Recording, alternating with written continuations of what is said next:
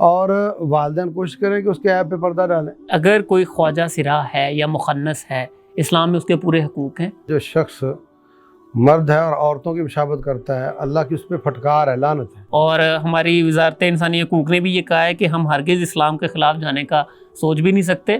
اللہ محفوظ رکھے، یہ جرم جو قوم لوط کرتی تھی اس کی راہ ہموار کرنے کے لیے یہ سوال پھینک دیا گیا ہے۔ اسلام آباد میں ایک مدرسہ بنایا ہے اور وہ مدرسہ خواجہ سرا کے لیے بنایا ہے صرف۔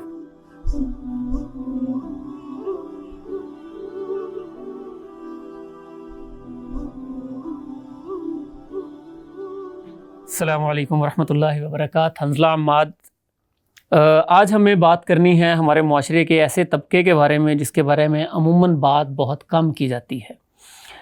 میری مراد ہے ہمارے اس ملک میں پیدا ہونے والے خواجہ سرا، یعنی جن کو اردو میں ہجڑا بھی کہا جاتا ہے یا مخنث کہا جاتا ہے، یہ ان کے لیے لفظ مستعمل ہے۔ پچھلے دنوں یہ سوشل میڈیا پر بحث کا آغاز ہوا تھا کہ کیا ان کے حقوق کیا ہیں، اسلام نے ان کے بارے میں کیا احکامات دیے ہیں اور اسلام ان کے بارے میں کیا رہنمائی فراہم کرتا ہے۔ تو اس مقصد کے لیے ہماری رہنمائی کرنے کے لیے اسٹوڈیو میں موجود ہیں مفتی محمد یوسف تیوی صاحب۔ السلام علیکم ورحمۃ اللہ۔ شیخ صاحب، ہم میں سے ہر ایک کو پتہ ہے مرد کے حقوق یہ ہیں، عورت کے حقوق یہ ہیں۔ خواجہ سرا یا مخنث، اس کے بارے میں اسلام کے احکامات یا رہنمائی کیا ہے؟ بسم اللہ الرحمن الرحیم۔ خواجہ سرا جو ہوتے ہیں نا، تین قسم کے ہوتے ہیں۔ ٹھیک ہے۔ ایک وہ ہوتے ہیں جو عورتوں کے مشابہ ہیں، ایک ہوتے ہیں جو مردوں کے مشابہ ہیں، ٹھیک ہے، اور ایک ہوتے ہیں جو دونوں کے مشابہ ہیں۔ صحیح ہے۔ وراثت کے قانون میں، اسلام میں اس کی پوری بحث موجود ہے۔ ٹھیک ہے۔ تو اس میں موٹی سی بات یہی ہے کہ اگر وہ مردوں کے مشابہ ہے تو اس کو مرد والا وراثت کا دیا حصہ جائے، ملے گا۔ عورت کے مشابہ ہے تو عورت والا دیا جائے، ٹھیک ہے، اگر دونوں ہے تو دونوں کا ایوریج دیا جائے۔ موٹی ٹھیک ہے، سی بات یہ ہے۔ ٹھیک ہے، لیکن یہ بحث فقہ کی کتابوں میں موجود ہے تین قسموں کی۔ صحیح ہے۔ دوسری بات یہ کہ اب ایک بچہ پیدا ہوا ہے، وہ ایسا ہے کہ اس کی داڑھی اگ رہی ہے، ٹھیک ہے، مگر وہ شادی کے لائق نہیں ہے۔ تو وہ کیوں بتاتا ہے کہ میں شادی کے لائق نہیں ہوں؟ وہ عام روٹین میں لوگ پیدا ہوتے ہیں، لڑکپن آتا ہے، جوانی آتی ہے، وہ کاروبار کرتے ہیں یا پڑھ لکھ کر کوئی نوکری کرتے ہیں، ٹھیک ہے، وہ بھی یہی کام کرے۔ صحیح ہے۔ جب اس سے کہا جائے کہ شادی کرو تو بولے کہ نہیں میں اس قابل نہیں ہوں، اپنی والدہ کو بتا دے، والدین کو بتا دے، ٹھیک ہے، باقی روٹین میں زندگی گزارے جس طرح ہر مرد گزارتا ہے۔ داڑھی اس کی ہے، شکل اس کی مردوں جیسی ہے، مگر وہ شادی کے لائق نہیں ہے۔ ٹھیک ہے۔ اسی طرح عورت اس طرح عورت ہے، وہ عورت بن کر عورتوں میں رہے اور وہ شادی کی بات آئے تو بولے میں نہیں کر سکتی۔ ٹھیک ہے۔ اور جو روٹین ورک ہے، کتنی ہماری صحیح والی عورتیں رہ جاتی ہیں شادی سے، کسی معذوری، کسی وجہ سے، ٹھیک ہے، اور وہ بھائیوں کے سر پہ ہوتی ہیں یا کچھ جاب کرنے لگ جاتی ہیں، تو وہ اس طریقے سے رہے۔ مجھے یاد ہے مدینہ طیبہ میں ہم پڑھتے تھے تو نبی صلی اللہ علیہ وسلم کی قبر مبارک پر عورتوں کو دو ٹائم میں آنے کا موقع دیا جاتا ہے، بالکل، وہ دو وقت اجازت ہوتی ہے۔ تو جب وہ آ جاتی ہیں تو پھر نکلتی نہیں وہاں سے، تو ان کو کون نکالے؟ تو انہوں نے خواجہ سرا رکھے ہوئے ہیں۔ اچھا۔ تو وہ آ جاتے ہیں، وہ تو بے دھڑک ہو کر، ان کا دبدبہ مردوں جیسا ہوتا ہے اور وہ داڑھی واڑی نہیں ہوتی ان کی، تو وہ ان کو بہت اچھے طریقے سے نکال دیتے ہیں۔ صحیح ہے۔ ایسے ہی ہمارے جتنے بھی سکول ہیں، سکولوں میں ڈیل کرنے کے لیے ہم نے لڑکیوں بچیوں کے لیے لڑکیاں رکھی ہوتی ہیں، تو اس طرح کے خواجہ سرا وہاں پہ کام کر سکتے ہیں۔ شیخ صاحب، یہ تو وہ ہو گئے جو ایک منٹ، یہ آپ کا پہلا سوال تھا کہ ان کے بارے میں اسلام نے کیا حقوق دیے ہیں۔ ٹھیک ہے۔ اب رہ جاتا ہے کہ جو تھوڑا ادھر کا تھوڑا ادھر کا ہے، وہ بالکل ہی ریئر ہوتے ہیں، ریئر ہوتے ہیں، بالکل ایسے ہی ہے، بہت ہی ریئر ہوتے ہیں، تو ان کو ایڈجسٹ کرنا کوئی مشکل نہیں۔ مطلب قانون ہمیشہ ان کے لیے بنتے ہیں جو ایک تعداد میں ہوں، جو اکا دکا ہے ان کے لیے قانون نہیں بنتے، وہ ریئر ایکسیپشنل کیس ہوتا ہے، بالکل ایکسیپشنل کیس ہوتے ہیں۔ دوسری بات یہ ہے کہ اللہ تبارک و تعالیٰ کی دی ہوئی صلاحیت کو ختم کر کے اور آپریٹ کر کے یا غلط سلط دوائیاں کھا کے ہارمون کو آڑا تیڑا کر کے اپنے آپ کو اس طرح بنانا یہ جائز نہیں ہے۔ فرمایا فَلَا يُغَيِّرُنَّ خَلْقَ اللَّهِ، یہ شیطان ان کو تلقین کرے گا، اپنے اللہ کی تخلیق کو تبدیل کریں گے، تو یہ شیطانی کام ہے، یہ بالکل جائز نہیں ہے۔ یہی میں اس وقت بات کرنے لگا تھا کہ یعنی کچھ تو وہ لوگ ہیں جو پیدا ہوئے ہیں. اب ہماری نادرا کی یہ رپورٹ کہتی ہے مردم شماری کی کہ 2017 میں پاکستان میں 10,418 رجسٹرڈ خواجہ سرا ہیں. 22 کروڑ کی آبادی میں صرف 10,000، 1% کیا 0.1% بھی نہیں بنتے. ٹھیک ہے.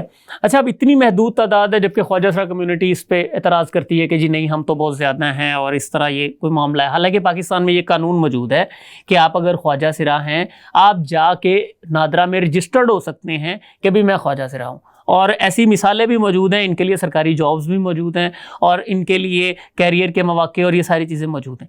لیکن اس کے باوجود جس طرح بھی آپ نے اشارہ کیا ہم دیکھتے ہیں ایک بڑی تعداد میں عینی شاہد بھی ہوں ایک مثال کا، پیدا مرد ہوتے ہیں، لڑکے پیدا ہوتے ہیں مناسب یعنی یا خواتین ہیں لڑکیاں پیدا ہوتی ہیں، لیکن وہ بعد میں اپنی جنس کی تبدیلی کے لیے یا آپریشن کرواتے ہیں یا جس طرح آپ نے اشارہ کیا دوائیاں لیتے ہیں، ہارمونز لیتے ہیں جس کے نتیجے میں وہ اپنی جنس کی تبدیلی کو شو کرتے ہیں اور اس کے نتیجے میں نقصان کیا ہوتا ہے. یہ بڑی تعداد وہ ہے جو پھر ہمیں نظر آتی ہے ڈانس پارٹیز میں، یہ فحاشی میں، مجرے میں اور اس طرح کے معاملات میں.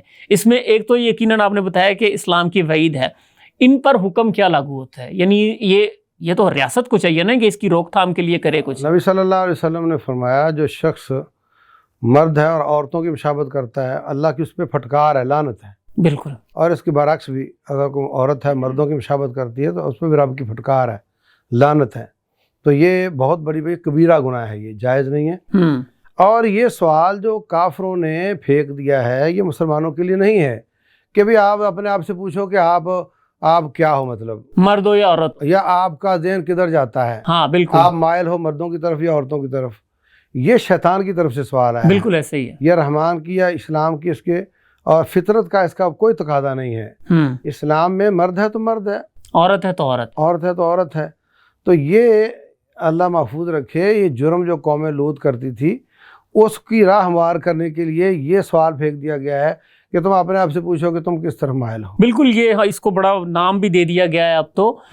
بالکل. لیکن وہ خدا نہ خواستہ وہ اسی کی راہ ہموار ہو رہی ہے. بالکل اسی کی ہو رہی ہے. کیونکہ ہم نے دیکھا ہے کہ جو لوگ اس وقت ایڈوکیسی کر رہے ہیں ان کے رائٹس کی، اس کو وہ نام دیتے ہیں ٹرانسجینڈر دیتے ہیں، ٹرانسجینڈر کا ان کو نام دیتے ہیں. ٹرانسجینڈر رائٹس کی ایڈوکیسی کرتے ہیں، وہ ساتھ ساتھ اسی کی یعنی ہم جنس پرستی اور اس کے معاملات کی بھی وہ ساتھ ایڈوکیسی کر رہے ہوتے ہیں. وہ اسی راہ میں آگے چل رہے ہیں کہ بھئی یہ ساری چیزیں ہونی چاہیے. اس کو وہ ہیلے کے طور پہ استعمال کرتے ہیں.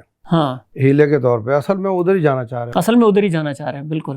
اور یہ بھی جو قانون بننے جا رہا تھا کہ آپ خود بتاؤ نادرا کو کہ آپ کیا ہو، اس کو تو اسلامی نظریاتی کونسل نے روک دیا ہے. وہ وفاقی یہ کیس اس وقت وفاقی شرعی عدالت میں ہے، فیصلہ ابھی تک نہیں ہوا لیکن ابھی اس پہ یعنی عمل درآمد نہیں ہو رہا ہے اس کیس پہ. اور ہماری وزارت انسانی حقوق نے بھی یہ کہا ہے کہ ہم ہرگز اسلام کے خلاف جانے کا سوچ بھی نہیں سکتے.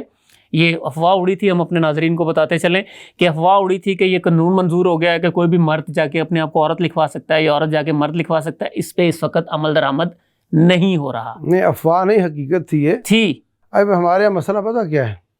مسئلہ یہ ہے کہ حکمران اپنے مفاد کے لیے یا دباؤ کی وجہ سے اس طرح کے فیصلہ کرتے ہیں اور ان کو پتہ ہوتا ہے بعد میں وہ اسلامی نظریاتی کونسل میں روک لیں گے. ٹھیک ہے. تو یہ اس طریقے سے ہو رہا ہوتا ہے. جی. آپ نے ابھی مشرف صاحب نے تسلیم کیا تھا کہ یہ حقوق نسواں بل وغیرہ وغیرہ یہ میں نے دباؤ میں کیے.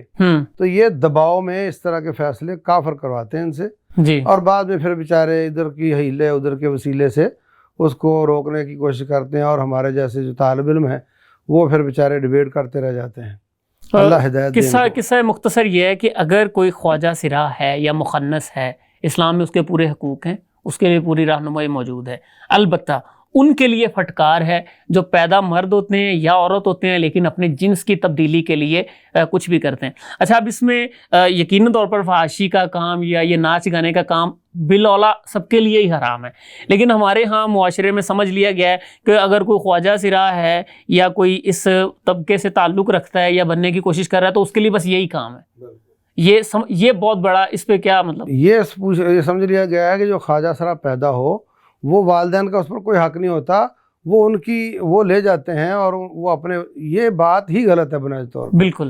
جیسے میں نے عرض کیا ہے کہ وہ اگر وہ مردوں کے مشابہ ہے تو بچہ بن کے بعد کام کرے، بس صحیح ہے. جو بچے کرتے ہیں وہی سب کچھ وہ کرے. اور والدین کوشش کریں کہ اس کے عیب پہ پردہ ڈالیں. ٹھیک ہے. اور اگر وہ لڑکیوں کے مشابہ ہے تو وہ اس طرف چلے. یہ اس کی تشہیر ہی غلط ہے. وہ اپنے گھر کا فرد ہے, وہ چلتا رہے. ایک صلاحیت اس میں نہیں ہے. کئی مرد ہوتے ہیں ان میں صلاحیت نہیں ہوتی, کئی عورتیں ہوتی ہیں ان میں بچے جننے کی صلاحیت نہیں ہوتی. ٹھیک ہے. تو اس کی فزیکلی صلاحیت نہیں ہے اور ان کی فزیکلی نہیں ہوتی, مگر وہ کسی اور بیماری یا کسی رکاوٹ. سم ٹائمز ایسا بھی ہوتا ہے نا کہ وہ مرد ہوتا ہے لیکن اس کی آواز میں تھوڑا آواز اس کی باریک ہوتی ہے, تھوڑی زنانہ ہوتی ہے, یا اس کے چلنے کا جو انداز ہے وہ تھوڑا نسوانی ہوتا ہے, بات کرنے کا انداز تھوڑا نسوانی ہوتا ہے. ان چیزوں کو تو امپروو کیا جا سکتا ہے, کوشش کرنی چاہیے امپروو کرنے کی. اور جہاں تک آواز کا تعلق ہے, ہمارے کتنے ترانہ پڑھنے والے عورتیں لگتے ہیں بالکل باریک آواز ہوتی ہے, تو کیا ہے اس میں. صحیح ہے. تو یعنی ان کے لیے یہ خاص طور ابھی کچھ اچھی مثالیں موجود ہیں, بڑی اچھی مثالیں. مثلا اسلام آباد میں ایک خواجہ سرا نے ہی ایک مدرسہ بنایا ہے, اور وہ مدرسہ خواجہ سرا کے لیے بنایا صرف. اس نے کہا کہ بھی میں اپنی کمیونٹی کے ان لوگوں کو دین کی تعلیم دینا چاہتی ہوں تاکہ یہ غلط کام کی طرف نہ جائیں. اسی طرح ویلفیئر اس کے ووکیشنل ٹریننگ کے ادارے ہیں, ان کے لیے بنائے گئے ہیں. تو میں یہ حکمرانوں سے خاص طور پر ہماری یہ گزارش ہے اور ہمارے لوگوں سے کہ ایک تو کوئی اگر ایسا ہے تو جس طرح شیخ صاحب آپ نے کہا کہ اس کی تشہیر نہیں کرنی چاہیے, اس کی بالکل تشہیر کی اجازت نہیں ہے. اور اگر اس کو عام معاشرے کے فرد کی طرح اس کو تمام حقوق حاصل ہیں جو کسی بھی معاشرے کے فرد کو حاصل ہیں, اور اسلام بھی اس کو تمام تر حقوق دیتا ہے. اور یہ بالکل غلط ہے کہ یہ سمجھا جائے کہ یہ اسی کمیونٹی کے لیے پیدا ہوا ہے اور ناچ گانے کے لیے خدا نہ خواستہ یہ صرف رہ گیا. ہاں, وہ معاشرے میں اپنے عام ایک مسلمان کی طرح اپنے تمام تر فرائض اور حقوق ادا کرے. ایک سوال بچتا ہے, مثلا اسلام کے احکامات ویسے تو مرد و عورت کے لیے یکساں ہیں, لیکن چند ایک احکامات ہوتے ہیں جو ہم دیکھتے ہیں کہ وہ مردوں کے لیے خاص ہوتے ہیں اور عورتوں کے لیے خاص ہوتے ہیں. تو ان پر کیا احکامات ہوں گے؟ مثلا نماز کے معاملے میں ہے تو مرد پر یعنی جسم کو ڈھکنا ضروری نہیں ہے, وہ صرف اپنا سطر ڈھانپے اور مناسب لباس پہن کے. عورت کے لیے وہ پورا ایک لباس ڈھانپنا ہوتا ہے. وہی بات ہے نا, اگر داڑھی والا ہے تو مردوں کی طرح چلے گا. ٹھیک ہے, یعنی بلوغت پہ یہ چیز کلیئر ہو جائے گی.